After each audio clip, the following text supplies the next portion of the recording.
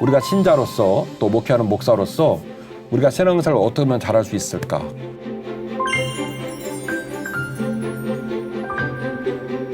뭐 메타버스 상황 가운데서 어떤 시스템이 들어와야 교회가 살아날 거냐, 다음 세대는 어떻게 할 거냐, 사역은 어떻게 할 거냐, 여러 가지 말들이 많습니다만은 그러나 분명한 건 이거예요.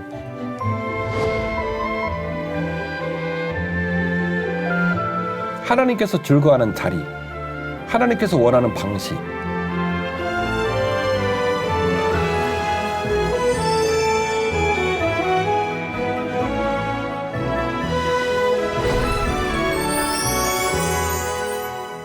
주인 씨, 오늘도 복된 날입니다. 네, 목사님 좋은 아침입니다. 잘 지내셨어요? 네, 목사님도 건강하셨어요? 이제 무덥던 여름이 다 가고 찬바람이 솔솔 부는 가을이에요. 가을이 왔습니다. 연걸어가는 가을처럼 우리 더기피 시청자들도 더기피가 다시 말씀드리지만 독립 채널로 채널이 만들어졌어요. 그래서 구독하시고 알림 누르시고 좋아요 눌러주세요. 좋아요 눌러주시고 매 회차 나오는 그 더기피 이야기들을 통해서 우리 신앙이 더욱더 깊어졌으면 좋겠습니다. 아멘. 자, 주인 씨 오늘 올해 계획했던 일이나 신앙적인 목표들을 잘 지키고 계십니까? 목사님 이런 말씀 있잖아요. 네. 사람이 계획을 할지라도 그 길을 인도하시는 이는 하나님이시라고. 네. 제가 계획했던 것보다 좀 더 다른 방향으로 하나님께서 인도하시더라고요. 그래서 그냥 잠잠히 하나님께서 이루신 일을 보고 있습니다. 아주 내가 질문했는데 포장을 잘한 것 같아. 어쨌든 우리가 올해는 좀 이렇게 살았으면 좋겠다. 또 내가 이런 일에 헌신했으면 좋겠다. 계획을 많이 세우는데 사람은 그 계획을 잘 못 지켜요. 네. 그리고 다행인 건 주인 씨 말 맞다나 우리가 잘 못 지켜도 하나님께서 그것을 뭐라고 하지 않고 갈 수 있도록 도와주시는 것이 참 좋은데요. 그럼에도 불구하고 우리가 해야 될 일 그리고 우리가 계획했던 것들을 잘 지키면 더 풍요로워질 것 같습니다. 그래서 정말로 우리들이 약속한 것을 계획한 것을 잘 지키려면 태도가 중요하고 습관이 중요하거든요. 오늘은 태도와 습관에 관해서 좀 얘기를 해보려고 해요. 좋습니다. 자, 그 얘기를 들어가기 위해서 사진 한 장을 보여드리려고 합니다. 네. 이게 무슨 사진이죠? 조형물인데요. 말이 쓰러져 있어요. 그러죠. 목사님. 그리고 남자가 칼을 들고 있고요. 그러죠. 여인이 놀란 표정으로 바라보고 있네요. 누굴까요? 이게 누굴까요? 자, 말? 이 사진은 경북 영천에 있는 화랑 설화 마을에 있는 조형물입니다. 화랑하니까 알 것 같아요. 김유신 장군 맞아요. 이야기죠? 예, 우리가 잘 알고 있는 김유신 장군 이야기를 조형물을 만들어서 이 설화 마을을 방문한 우리나라 국민들에게 이런 설화가 있었어요 라고 들려주는 얘기인데 내용이 그렇죠. 김유신 장군이 기녀 천관이라는 여인에게 빠져가지고 맨날 가서 술을 퍼먹고 그렇게 기녀가 있는 술집에 그렇게 지내는 모습을 엄마에게 걸렸대요. 그래서 엄마가 말했대요. 장차 큰 일을 해야 될 사람이 맨날 기녀에게 빠져가지고 방종하는 게 맞냐? 너 진짜 그러고 살래? 그렇게 얘기를 해가지고 김유신이 그 어머니의 꾸중을 계기로 이 천관과의 관계를 끊고 그리고 본인이 나라에 헌신하는 길을 가겠다고 굳게 다짐을 했다는 거예요. 그런데 그렇게 굳게 결심을 하고 어느 날 일을 하고 아주 취해가지고 말 위에서 잠들게 됐는데 그 말이 아주 그냥 일만 끝나면 김유신 장군이 일이야 하고 어디로 갔냐면 천관이라는 기녀가 있는 술집으로 간 거거든요. 그래서 말이 주인님이 어디로 가라 말을 안 하니까 이 말이 얼마나 충성스러워요. 원래 주인님이 가시는 곳, 원래 주님이 하던 일, 단어 하나가 떠오릅니다. 무슨 단어일까요?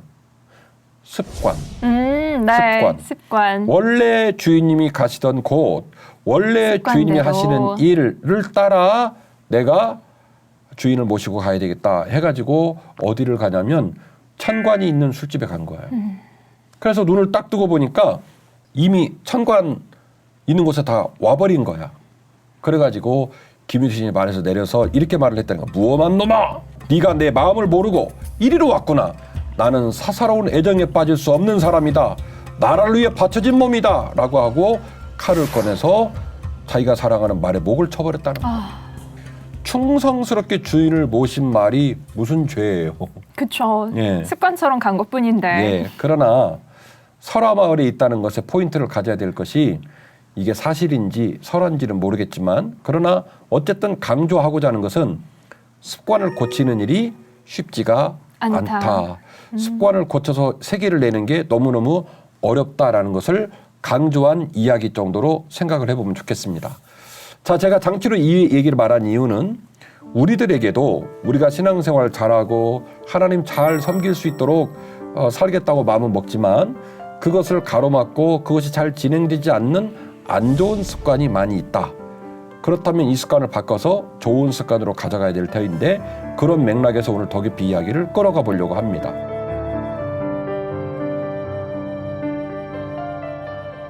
신앙생활에 가장 중요한 두 기둥이 있다고 제가 얘기를 했었는데 기억을 하실지 네. 모르겠어요. 뭐하고 뭐죠? 말씀과 기도요. 예, 말씀이 선포되는 말씀, 예배, 그리고 기도. 네. 중요한 기둥이에요. 그래서 말씀, 그 말씀이 함께하는 예배, 그리고 기도가 중요해요. 예배라는 기둥은 하나님이 위에서 내려주시는 은혜의 기둥이고 기도는 아래서 우리의 형편과 우리의 사연들을 하나님께 올려보내는 기둥이거든요. 네. 그래서 예배와 기도가 매우 중요한 기둥이에요. 이 말을 바꿔서 말씀을 드리면 예배와 기도가 잘 지켜지고 예배와 기도가 살아있고 예배와 기도가 강하면 그 신자는 믿음 생활을 잘할 수 있는 가능성이 99.99%다. 이렇게 말을 할 수가 있을 정도입니다. 모든 신자들의 관심사는 하나님을 만나고 하나님과 풍성하게 교제하고 하나님과 친밀한 관계를 맺고 싶은 것이 모든 신자의 관심사예요. 아이러니한 건 하나님 만나고 싶고 하나님하고 풍성하게 교제하고 싶고 하나님하고 친밀하고 싶은데 하나님께서 즐거워하는 자리, 하나님께서 원하는 방식, 하나님께서 명령하신 일들에 관심을 갖지 않고 세속에 머물거나 인간적인 습관을 따라 쫓아가면서 말로는 하나님 만나고 싶고 하나님하고 친밀하게 교제하고 싶고 하나님과 풍성한 교제를 하고 싶다라고 말을 한다면 그 말은 어불성설이에요. 맞아요. 말은 하지만 이루어지지 않아. 말은 하고 있지만 그 이야기의 결과물과는 너무 떨어진 삶을 살게 되는 거죠. 이 단차를 극복해 나가는 것이 제자의 훈련, 제자 도라고 할 수 있고 이 단차를 극복해 나가는 것이 믿음이 견고해지는 첩경이다라고 하는 거죠. 아멘. 이걸 극복할 수 있는 중요한 자리가 뭐냐? 예배의 자리예요. 그래서 이런 원리를 일찍 깨달은 초대교회 성도들도 같은 마음으로 성전에 모이기를 너무너무 힘썼다 이렇게 기록을 하고 있거든요. 네, 모이기에 힘썼다고 하잖아요. 한번 읽어주실래요? 네. 믿는 사람이 다 함께 있어 모든 물건을 서로 통용하고 또 재산과 소유를 팔아 각 사람의 필요를 따라 나눠주며 날마다 마음을 같이하여 성전에 모이기를 힘쓰고 집에서 떡을 떼며 기쁨과 순전한 마음으로 음식을 먹고 하나님을 찬미하며 또 온 백성에게 칭송을 받으니 주께서 구원받는 사람을 날마다 더하게 하시니라. 아멘. 사도행전 2장 43절 이하의 본문은 그 유명한 초대교회 출발을 이야기하는 본문이고 네. 그 이전 더 깊이 회차에서도 제가 여러 번 직간접적으로 언급을 한 바가 있습니다. 그래서 신학자들이 또 목회자들이 교회가 어떤 모습이어야 될까, 우리가 교회의 원형을 어떻게 잘 유지해야 될까를 생각할 때 이 본문을 깊이 묵상을 해요. 그런데 이 본문의 말씀의 내용을 보니까 아주 중요한 기둥이 하나 있는데 사람들이 교회에 모이는 일이 쉽지 않고 성전에 모이는 일이 쉽지 않은 그런 상황 속에서도 그들이 날마다 마음을 같이하여 성전에 모이기를 힘썼다는 거예요. 힘썼다는 말이 중요해요. 네. 모이는 일이 쉬웠다 어려웠다. 어려웠다. 어려웠으니 힘썼다는 말을 쓰겠죠. 그렇죠. 그리고 우리가 더 깊이 이전 회차를 통해서도 알고 있지만 당시의 인구 중에 약 75% 이상의 사람들이 국어를 할 정도로 경제적으로 어려운 상황이에요. 네. 로마의 피지배 민족이 되었고 그리고 많은 사람들은 어두운 삶의 자리를 견디고 있는 중입니다. 그때에 성전에 모이기를 위해 날마다 힘을 쓴다? 어려운 일이에요. 아주 힘들죠. 그래서 뭐라고 네. 말하냐면 성전에 모이기를 그들이 힘썼다. 이렇게 기록을 하고 있고 그들이 집에서 떡을 떼며 기쁨과 순전한 마음으로 음식을 먹고 하나님을 찬미했다. 이 모든 일들이 열정적으로 모여지는 곳에서 이루어진 일들이에요. 그 일을 보고 세상 모든 온 백성이 그들을 칭송하니 주께서 구원받는 사람을 날마다 더하게 하시니라. 목사의 마음은 목회하는 교회가 부흥하기를 원하는 거예요. 오늘도 우리 더 깊이 녹화를 하러 올 때 우리 장로님이 의전을 해주셨는데 오다가 이제 우리 교회 얘기를 나눌 때 장로님이 그러죠. 목사님, 우리가 기도 더 해야 될 것 같아요. 명언이에요. 우리가 기도 더 해야 될 것 같아요. 왜? 교회에 일어나는 일, 신자의 가슴 속에 일어나는 일은 누가 상담해 줬다고 되는 문제가 아니고 좋은 책 읽었다고 되는 문제가 아니거든요. 결국 우리 안에 세계를 내고 그 세계를 내 삶의 습관으로 가져올 수 있는 거룩한 동력원이 확보가 돼야 되는데 그건 하늘에서 뚝 떨어지지 않아요. 그래서 초대교회 신자들은 그들이 그 역동적인 신앙과 교회의 유산을 만들어가기 위하여 날마다 성전에 모이기를 힘썼다. 이렇게 기록을 하고 있더라는 것이죠. 또한 더 나아가 보면 히브리서는 믿음은 바라는 것들의 실상이요 보지 못하는 것의 증거다 해서 믿음의 선배들 얘기를 쫙 11장에 기록하고 있잖아요. 그 11장 바로 앞에 10장에 변찮은 믿음의 능력이 어디서 오느냐 라는 것을 강조하고 있는 내용들이 기록되어 있는데 이렇게 기록되어 있습니다. 또 약속하신 이는 미쁘시니 우리가 믿는 도리의 소망을 움직이지 말며 굳게 잡고 서로 돌아보아 사랑과 선행을 격려하며 모이기를 패하는 어떤 사람들의 습관과 같이 하지 말고 오직 권하여 그날이 가까움을 볼수록 더욱 그리하자. 아멘. 자, 변찮은 믿음을 어떻게 가질 수 있을까?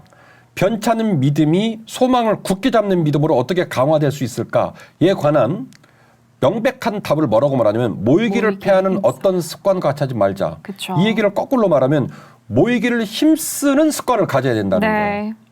변찮은 믿음, 소망을 이루는 믿음, 유산으로 간직될 만한 그 거룩한 힘 있는 믿음은 모이기를 패하는 습관을 가지고서는 절대로 만들 수가 없다. 반대로 말하면 모이기를 힘쓰는 자들이 가질 수 있는 열매라는 거예요.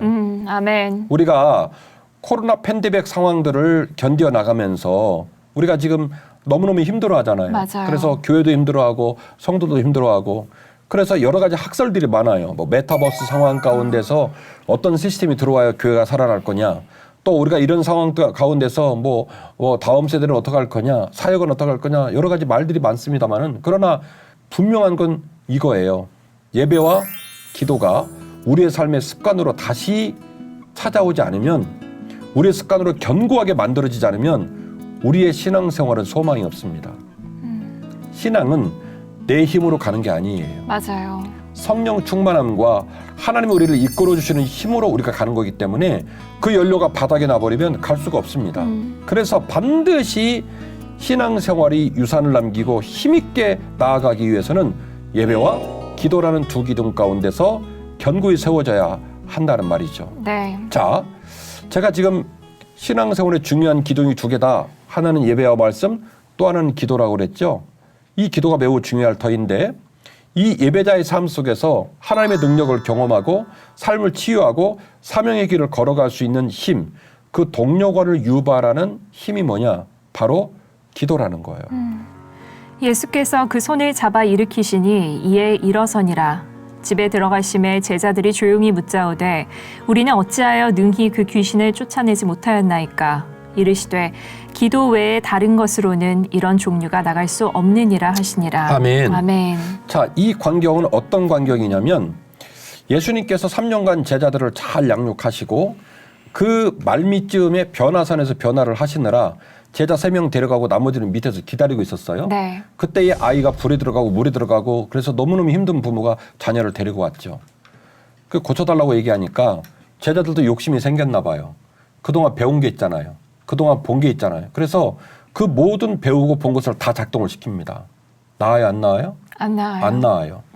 주님이 내려왔습니다. 그리고 비참한 거예요. 부모님도 절망하는 거예요. 우리에게는 못 낳는 건가. 그리고 제자들은 땀을 뻘뻘 흘리고 막 엉망진창된 거예요. 주께서 내려오셔서 말 한마디로 그 아이를 고쳐주십니다. 제자들이 그때는 말을 못하고 창피하니까 그래서 고개를 숙이고 있다가 집 안에 들어가서 조용히 방금 읽으셨어요? 조용히 물어봐요. 선생님, 주님, 우리가 주님 안 계실 때 그동안 배운 거 다 해봤거든요. 제자도 일대의 제자도 뭐 통성경, 어성경 또 뭐 할까요? 프리셉트, 전도폭발 뭐 다 해봤거든요. 교육기관 세미나도 했거든요. 근데 주님은 되는데 우리는 왜 안 됐죠?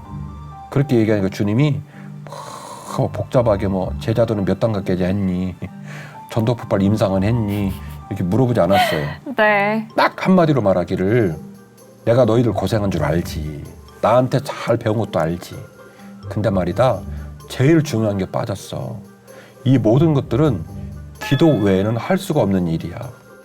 우리가 왜 컴퓨터로 모든 일을 다 할 수 있잖아요. 근데 다 할 수 있는 일인데 그 컴퓨터 안에는 CPU라고 하는 중앙 연산 처리 장치에서 그 모든 걸 처리해 주기 때문에 우리가 영화도 보고 뭐 글도 쓰고 이렇게 되는 거거든요. 그러니까 눈에 보이는 게 다가 아니란 말이에요. 그러니까 주님께서 많은 사역들을 감당하실 때 네. 제자들이 뭘 본 거냐면 눈에 보이는 걸 본 거예요. 눈에 보이는 것들. 그쵸, 그걸 네. 보고 흉내를 낸 건데 그렇구나, 안 돼. 안 되니까 주님이 마스터 키, 동력원을 얘기한 거예요. 내가 너희들 볼 때 사역하는 힘, 그 힘이 뭔 줄 아니? 그게 바로 뭐냐면 기도였어. 그렇구나. 기도 외에는 다른 유가 나지 않아. 이렇게 얘기를 하신 거죠.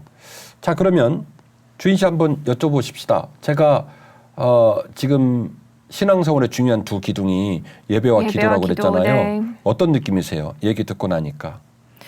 예배도 모이기에 힘쓰는 공동체 그 예배도 굉장히 중요하다는 생각이 들고요. 또 목사님 말씀을 듣고 나니까 기도가 아까 전에 이제 하나님께 올려드리는 거라고 네. 말씀하셨잖아요. 네. 그 소통함을 통해서 우리가 하나님께 또 그런 지략과 전수를 받는 게 아닌가라는 네. 생각도 들어요. 예. 그러니까 분명한 건 뭐냐면 신앙의 길이 인간의 길이 아니기 때문에 네. 신앙의 방법이 세속의 방법이 아니기 때문에 그러면 거룩한 에너지와 거룩한 방법을 배워야 되는데 그쵸. 그것은 침실에서 자면서 배우는 게 아니에요. 책 봐갖고 그 책에서 갑자기 주는 지식이 아니라고요. 항상 새롭게 공급하시고 우리를 올곧게 세워주시는 그 은혜의 자리에서 힘을 공급한단 말이죠. 네. 그 자리가 뭐냐면 예배. 예배의 자리. 그리고 그 자리에서 받은 은혜로 하나님께 말씀드리고 그분의 은혜를 덧입는 하나님과의 소통의 대화의 장이 뭐냐면 기도라는 거죠.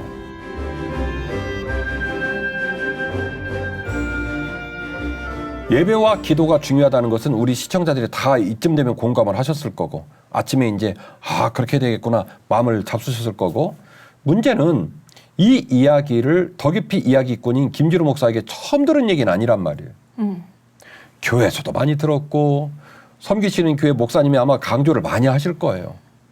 그럼 우리는 언제까지 이걸 강조를 해야 될까요? 더 깊이 이야기꾼도 강조를 하죠. 교회에서도 맨날 그 얘기를 듣죠. 그런데 왜 그 예배와 그 기도가 가까이 하기엔 너무 먼 당신이고 여전히 낯설을까? 마음의 원은 있는데 그게 왜 능력과 기쁨이 되지 못할까? 그 이유는 예배와 기도가 습관에 담기지 못해서 그런 거예요. 맞습니다. 예. 먼저 태도라는 단어를 좀 말씀드릴게요. 어떤 일이나 상황에 대한 마음가짐이 드러나는 자세와 입장. 이게 뭐냐면 태도예요. 그 사람 태도를 보면 그 사람 마음가짐을 알 수 있어요. 그 사람 태도를 보면 그 사람의 자세와 그 사람의 입장을 알 수가 있어요. 그 입장이 태도예요. 그런데 습관은 뭐냐면 그 태도에 담긴 마음이 삶의 방식이 될 때까지 무의식 중에라도 어떤 자리에서라도 반복적으로 그 일을 해나가는 삶의 방식이 될 때까지 네. 이 태도를 이 마음가짐을 무한으로 반복해 나가는 것 그것을 뭐라고 말하냐면 습관이라고 말을 하는 네. 거예요. 그래서 태도와 습관은 실과 반을 것 같아요. 이 좋은 태도가 습관에 담겨야 능력이 나타나지 좋은 태도가 습관에 안 담기면 그냥 꿈에 지나잖아요. 네. 아무리 습관을 잘 가져도 그 습관 안에 담긴 내용물이 안 좋으면 그 결과물이 좋을 수가 없어요. 그렇죠. 그래서 태도와 습관은 제 입장에서 말씀드린다면 실과 바늘과 같다. 어쨌든 이 태도와 이 습관이 함께 연합해서 어떤 결과물을 향하여 무한으로 그 약속을 반복시킬 때 드디어 열매가 나오는 거죠. 예배와 기도가 어디에 담기다? 습관에 담겨야 한다는 거죠. 담길 때까지 끊임없이 훈련을 하라는 말씀이시죠. 맞습니다. 맞습니다. 자, 그러면 제가 이렇게 강조하는 습관에 관하여 성경은 뭐라고 얘기를 하고 있을까? 성경 전체에 습관이라는 단어를 딱 습관 이렇게 기록한 것은 6번밖에 없어요. 오. 그리고 이따가 얘기하겠지만 네. 누가복음 22장에서 말하는 습관은 아주 그냥 정확하게 긍정적으로 썼고 나머지 5번은 부정적인 용례도 많아요. 그래서 그렇게 본다면 혹자는 말하기를 더 깊이 이야기꾼인 목사 김진호 목사가 오버한다. 성경에서 습관이라는 단어는 6번밖에 안 썼는데 이렇게 말할지 모르겠지만 그러나 제 눈에는 습관이라는 단어를 정확하게 쓰지 않았을 뿐이지 습관을 연상시키는 메시지가 너무너무 많아요.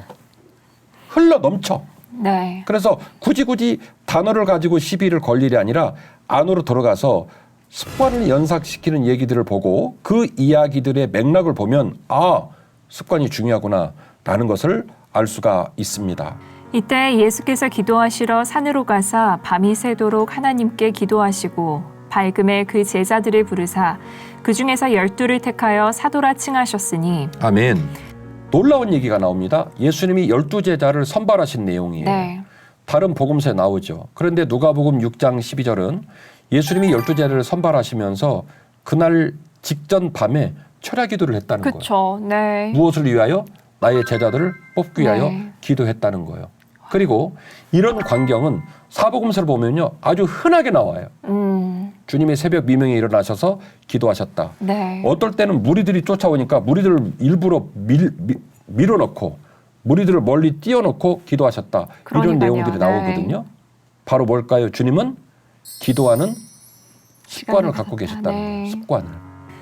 예수께서 나가사 습관을 따라 여기 나오네요. 습관을 따라 감람산에 가심에 제자들도 따라갔더니 그곳에 이르러 그들에게 이르시되 유혹에 빠지지 않게 기도하라 하시고 그들을 떠나 돌 던질 만큼 가서 무릎을 꿇고 기도하여 이르시되 아버지여 만일 아버지의 뜻이거든 이 잔을 내게서 옮기시옵소서 그러나 내 원대로 마시옵고 아버지의 원대로 되기를 원하나이다 하시니 천사가 하늘로부터 예수께 나타나 힘을 더하더라. 아멘. 아멘. 자, 오늘 본문은 누가복음 22장은 감람산, 다른 복음서의 표현으로 겟세마네 동산 뭐 이런데 여기를 가실 때 오늘 본문이 정확하게 뭐라고 기술하냐면 이분은 원래부터 기도하는 습관을 가진 분이었다. 그래서 무슨 큰일을 할라치면 무조건 기도하는 거예요. 네. 아까 방금 읽었던 누가복음 6장에서도 제자들을 뽑을 때 기도하셨고 그쵸. 그리고 지금은 십자가 지는 문제로 기도를 하러 가시거든요. 그래서 습관을 따라 기도를 하시러 가고 오늘 본문의 뉘앙스를 보니까 제자들은 끌려간 거예요. 주님은 습관을 따라 기도를 하러 가셨고 나머지 세 제자는 가자고 하니까 끌려간 거예요. 그래서 주님이 그곳에서 기도를 하십니다. 그리고 그렇게 기도할 때에 하나님께서 천사를 보내셔서 천사가 주님의 기도를 도왔다는 거예요. 그러니까 얼마나 거룩하고 아름다운 모습인지 몰라요. 그 모습을 제자들이 지금 먼 발치에서 구경하고 있는 중입니다. 이와 똑같은 얘기가 마태복음 26장 36절 이하에 나오는데 이와 똑같은 얘기를 마태복음에서는 더 길게 써놨어요. 그래서 뭐라고 써놨냐면 주님이 이 위중한 기도를 하는 와중에 주님 할 수만 있거든 이 잔을 내게서 옮겨 주옵소서 제가 이 잔을 감당키가 어렵나이다. 주님이 하나님께 그렇게 기도했거든요. 그러면 주인 씨 그렇게 기도를 하다가 왔다 갔다 할 수 있겠어요, 없겠어요? 그렇죠. 없죠. 왜냐하면 내 목숨의 여부를 놓고 기도하고 있는 중인데 그 와중에 어디를 왔다 갔다 해요. 그렇죠. 죽게 하면 살기인데 지금 주님이 이 기도를 하면서 3번이나 왔다 갔다 해요. 와. 3번이나 와서 제자들을 독려해요. 나랑 기도하자고 그랬잖아. 유혹에 빠지지 않게 기도하라. 유혹에 빠지지 않도록 나랑 기도하라고 했잖아. 그러고 가셔서 기도하는데 갔다 와서 오면 또 자.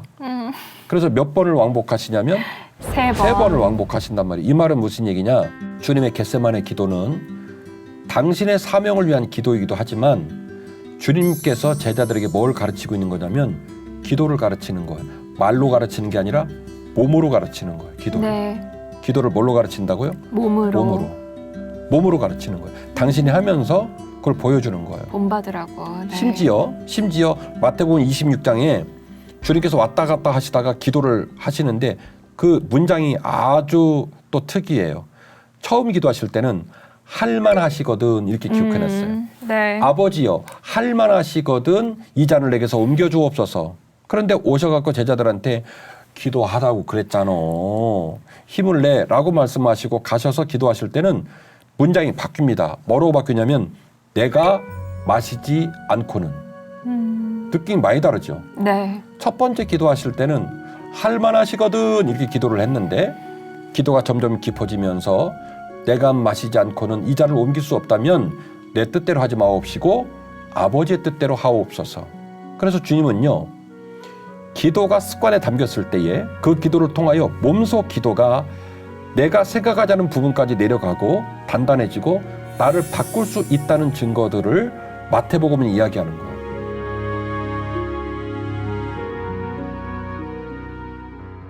그런즉 왕이여 원하건대 금령을 세우시고 그 조서에 왕의 도장을 찍어 메대와 바사에 고치지 아니하는 규례를 따라 그것을 다시 고치지 못하게 하옵소서 하매 이에 다리오 왕이 조서에 왕의 도장을 찍어 금령을 내니라. 다니엘이 이 조서에 왕의 도장이 찍힌 것을 알고도 자기 집에 돌아가서는 윗방에 올라가 예루살렘으로 향한 창문을 열고 전에 하던 대로 하루 3번씩 무릎을 꿇고 기도하며 그의 하나님께 감사하였더라. 아멘. 자, 지금 읽어주신 본문의 말씀 중에 지금 더 깊이 이야기군으로 제가 쭉 끌어오는 이야기의 흐름이 있습니다. 네. 그 흐름의 이야기를 자극하는 단어 하나가 있습니다. 그게 바로 뭐냐면 전에 하던 대로예요. 그러니까 누군가가 시비를 걸기를 목사님 습관이란 말 아니잖아요. 이건 또 다른 습관에 관한 얘기예요. 그렇죠. 전에 하던 대로. 자, 다리오 왕이 다니엘을 미워하는 다른 고관 대신들의 이야기에 넘어가 가지고 도장 찍어버렸어요. 그렇죠. 나 외 다른 신에게 절하거나 기도하는 놈은 사자굴에 집어넣는다. 이걸 다니엘이 알아요. 그러니 1층에서 2층 다락방으로 올라가면서 얼마나 마음이 어려웠겠어요. 지금 아마 300mm 대포, 500mm 대포 설치 다 하고 지금 창문 열면 바로 다 찍어가지고 증거 제출하고 검찰 가고 뭐 재판하고 나는 죽을 거야 이걸 아는 상황이에요. 계단 하나를 올라갈 때마다 어떻게 해야 되지? 나 어떻게 하면 좋지? 뚜벅뚜벅 올라가서 다니엘이 끝내는 창문을 열었습니다. 그 연 이유를 오늘 보면은 뭐라고 말하냐면 그가 전에 하던 대로. 다시 말씀을 드리면 그가 어제도 그제도 매일매일 기도하지 않았다면 제가 이런 격한 표현 쓸게요. 이런 깡이 나오지 않아요. 내가 왕궁에서 대적자들에게 그렇게 핍박을 당할 때도 기도했고 오늘까지 내가 기도하며 여기까지 왔는데 결국 내가 오늘 이 일로 기도를 멈춰? 고민하다가 창문을 열어버린 거예요. 열고 하루 3번 기도한 거예요. 와. 그 힘이 어디서 나왔냐면 전에 하던 대로. 그러니까 결국 예수님의 기도 또 예수님께서 제자들에게 기도를 가르치는 과정도 말로 가르친 게 아니라 뭘로 가르쳤냐면 몸으로 가르쳤어요. 주님은 습관을 따라 갔지만 제자들은 끌려간 거예요. 끌려가서 왔다 갔다 하시면서 계속 기도를 체크하는 거예요. 와. 깨어 기도해야 돼. 시험에 들지 않도록 기도해야 돼. 그리고 당신이 기도하는 모범을 보이시고 그렇죠. 그리고 다니엘도 역시 습관을 따라 기도하는 모습이 네. 역력하게 드러나게 되었다라고 하는 것이죠.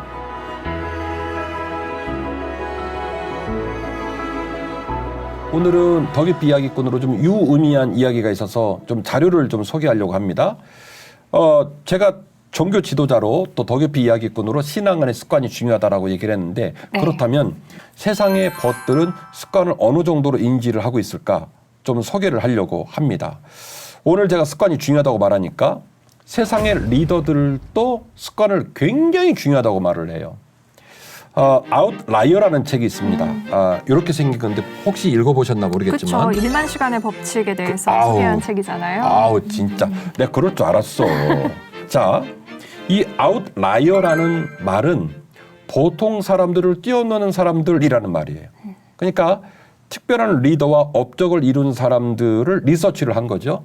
이 아웃라이어가 그런 무리를 지칭하는 말인데 이 아웃라이어라는 말은 2009년에 출간이 된 말콤 글래드웰의 책입니다. 이 책에서 자기개발 서적의 고전이에요. 베스트셀러고. 뭐 너무나 많은 사람이 성공하는 삶을 살고 싶고 의미 있는 삶을 살고 싶은 사람 서구에 거의 다 꽂혀 있는 게 아웃라이어라는 책인데 이 말콤 글래드웰이 이곳에서 2장에 1만 시간의 법칙이 나와요. 이 책 2장에. 그런데 이 1만 시간의 법칙은 원래는 안데르스 에릭슨이라는 미국 플로리다주 주립대 교수가 1993년도에 만들었던 논문에 나오는 말이에요. 이 교수가 논문을 쓰면서 유명한 바이올리니스트를 쭉 리서치를 했는데 보니까 이들이 타고난 재능을 가지고 유명한 세계적인 연주가 되는 줄 알았더니 조사를 쭉 리서치를 해보니까 20세가 되기까지 1만 시간의 연습의 원리를 갖고 있더라는 거예요. 와. 20세까지 이분들이 1만 시간의 연습의 총량을 채운 경우가 거의 많더라. 라고 하는 이 리서치를 기반으로 1993년도에 결국 이 논문에 발표를 하는 거예요. 1만 시간의 법칙이라는 것을. 그리고 이 발표된 이 1만 시간의 법칙을 나중에 이 경영사상가인 말콤 글래드웰이 자신의 책 아웃라이어에 수록을 해가지고 자기가 쓴 말은 아닌데 오히려 많은 사람들이 주목을 하기 시작했어요. 자, 그러면 1만 시간은 어떻게 만들어질 수 있을까? 분석을 해보니까 어마어마한 시간이에요. 하루에 3시간씩 10년 하면 1만 시간에 도달을 합니다. 와우. 하루에 3시간씩 10년을 해야 1만 시간이 돼요. 그러니까 결국 그 유명한 연주자들이 20세 이전에 이걸 했다는 거예요. 그걸 리서치해서 1만 시간의 법칙을 얘기를 한 거죠. 아니면 이렇게 하는 방법도 있어요. 하루에 10시간씩 3년을 하는 방법도 있어요. 아무튼 앞쪽이 됐던 뒤쪽이 됐던 이거는 도저히 감당할 수가 없어요. 우리 성격 급한 한국인들은 10시간 3년을 할 것 같아요. 그래서 이 아웃라이어에서 얘기한 1만 시간의 법칙이 너무 중요하다 보니까 이게 화두가 돼서 최근에는 1만 시간의 재발견이라는 책까지 나왔어요. 무조건 시간에 1만 시간을 채우는 것이 답을 내지 않더라. 좀 질적인 내용들을 다시 한번 리서치한 내용이 될 텐데 어쨌든 이처럼 1만 시간이 중요하다라는 것을 강조하는 이야기를 세상의 벗들이 이야기하고 있습니다. 네. 하나만 더 소개하면 아까 그것은 2009년도고요. 2012년도에 출간된 습관의 힘이라는 책이 있어요. 찰스 두히그라는 분이 쓴 글인데 이 찰스 두히그는 그의 책에서 습관의 고리가 있대요. 습관의 고리. 그래서 3가지의 덩어리 고리가 있는데 하나는 신호가 있고 하나는 반복 행동이 있고 하나는 보상이 있다. 신호가 있고 반복 행동이 있고 보상이 있다. 이게 습관의 3고리예요. 찰스 두히그가 말하는 중요한 구조가 이거예요. 그래서 이 습관을 바꿀 수 있는 것은 신호가 있고 보상이 있는 거는 그대로 둬야 된다는 거예요. 어디를 바꾸냐면 반복 행동을 대체 행동으로 바꾸는 거예요. 그래서 계속 시도를 해보는 거예요. 그래서 신호가 왔을 때 우리가 살을 빼고 싶은데 예를 들어서 신호가 오잖아요. 먹고 싶다 라고 신호가 딱 왔을 때 그것을 대체 행동을 해주고 대체 행동을 잘 이행을 하면 처음에 막 배 터지게 먹었을 때 보상이 포만감의 보상이 오듯이 계속 보상을 주면서 대체 행동으로 반복 행동을 이길 수 있도록 노력하라는 얘기가 습관의 힘의 흐름이 되겠습니다. 어쨌든 이처럼 세상의 벗들조차도 뭐 말콤 글래드웰이 되었던 아웃라이어가 됐던 습관의 힘이 됐던 사실은 이 책 말고도 습관에 관한 얘기를 말한 책이 너무너무 많아요. 그러고 보니 우리가 좀 값있고 의미 있고 그리고 뜻 있는 삶을 살기 위해서는 습관을 바꾸는 게 중요하구나라는 것에 관하여 집중하고 있다는 걸 알게 되었지요. 네. 결론은 자명합니다. 우리가 신자로서 또 목회하는 목사로서 우리가 신앙생활을 어떻게 하면 잘할 수 있을까? 이 예배와 기도가 습관에 담기지 않으면 내 것 되지 않는구나. 그리고 이 예배와 기도는 말로 배우는 게 아니라 논리로 배우는 게 아니라 책으로 배우는 게 아니라 뭐로 배운다고요? 몸으로 배워야 되는구나. 몸에 들어와야 되는구나. 네. 라는 것을 강조하고 싶은 거예요. 오늘 이 더 깊이를 시청하는 시청자들 모두가 하나님이 주시는 거룩한 도전과 결단이 있기를 원합니다. 아멘. 그 결단으로 새로운 습관을 시작했으면 좋겠어요. 아멘. 새로운 예배, 새로운 기도를 시작해서 우리들의 신앙의 목적과 약속들이 말로 끝나지 않고 생각으로 끝나지 않고 풍성한 열매가 됐으면 좋겠고 다니엘처럼 전에 하던 대로 예수님처럼 습관을 따라 기도하고 예배하는 우리 모두가 되었으면 좋겠습니다. 아멘.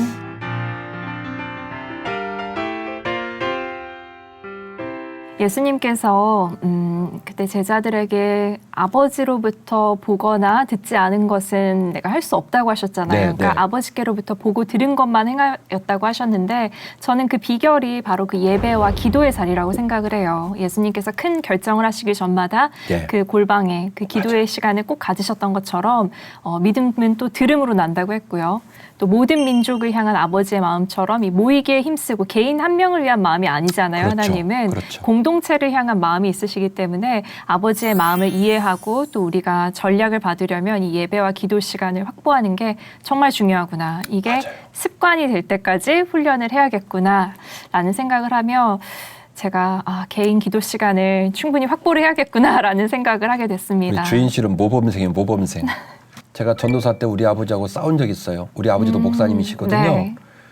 아버지가 새벽 예배를 하는데 어떨 때는 제가 알거든. 그날은 기도 못 한다는 거.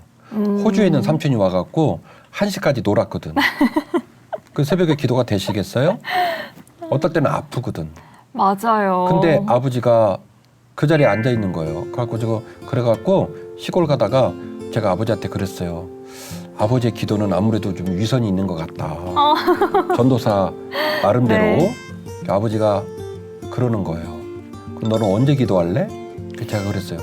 아프면 기도 못하고 또 친척 와갖고 늦게까지 저녁에 못 자면 기도 못하고 그리고 기도할 수 있는 날이 있지 않냐. 그때 기도하면 된다. 그랬더니 아버지께서 말씀하셨어요. 너는 아직은 목사 되기가 틀렸다. 아버님. 그리고 제가 담임 목사가 돼서 지금 우리 전도사님, 부목사님들한테 그걸 강조해요. 기도는 몸으로 배우는 거다. 기도는 기도하고 싶을 때, 기도할 수 있을 때 하는 게 아니라 기도가 한마디도 안 나와도 자리를 지키면서 기도는 기도로 배우는 거다. 영원이다. 네. 그게 진짜 기도다라고 이야기하는 거예요. 그러니까 제가 우리 아버지의 영성을 반의 반도 못 따라갔던 거지. 우리 시청자들이 기도를 몸으로 배우고 기도를 기도로 배우고 예배가 습관에 단단하게 못 박혀서 어떤 사탐하게 틈타지 못하는 모습으로 강력하게 나아가기를 간절히 원할 뿐입니다. 아멘. 오늘 함께해 주셔서 감사해요. 다음 주에 기쁘게 만나요. 고맙습니다. 고맙습니다.